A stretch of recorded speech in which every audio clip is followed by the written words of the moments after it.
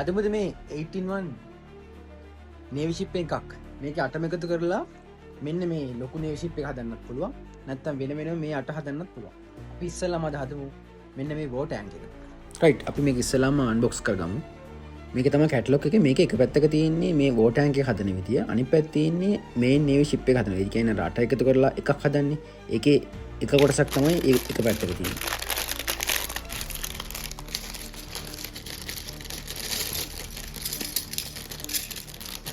හරි අපි මේ පැකට්ස් ටික ඔක්කොම ගලවලා ඉවරලා මේ වගේ ඉස්සෙල්ලාම හදන්න පටන් ගමු. වෙන් කරලා දාගත්තාම ලේසි හදන්න. ඉස්සෙල්ලාම අපි දැන් මේ හදන්නේ චේන් එක හයි කරන්න ඕන මුල් කොටස බේස්මන්ට් එක වගේ එක. මේකට තමයි චේන් එක හයි කරන්නේ.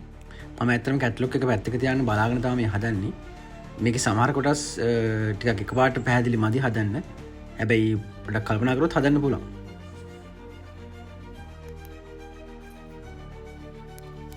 මේ තමයි චේන් එක හදන්නේ.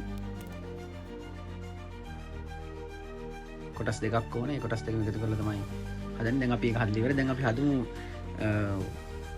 උඩ බොඩි එක කොටස.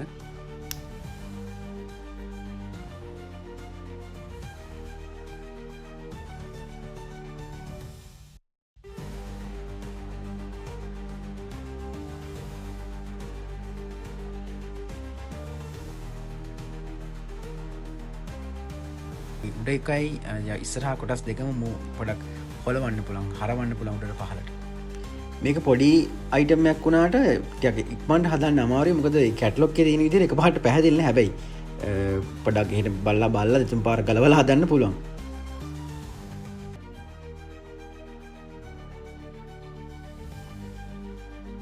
හරි අපි දැන් හදමු මේ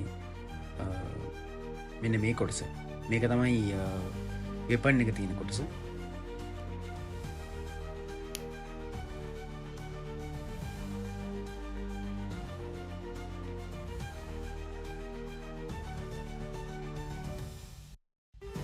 මේක ඇත්තටම නිකන් කන්ට්‍රෝල් සෙන්ටර් එකක් වගේ කොටසක්.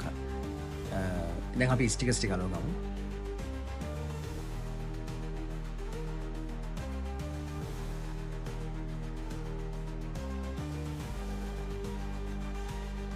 ඔන්න අපි දැන් වැඩි හදලා ඉවරයි. කොහොමද? මෙන්න මේ වගේ ගන් එක මූව් කරන්න පුළුවන්. මේ කොටස වෙනම මූව් කරන්න පුළුවන්. ඊට පස්සේ ඔන්න ඉස්සරහම ඔන්නම අරින්න පුළුවන්. ඊට පස්සේ මේක උඩට පහළට කරන්න පුළුවන්.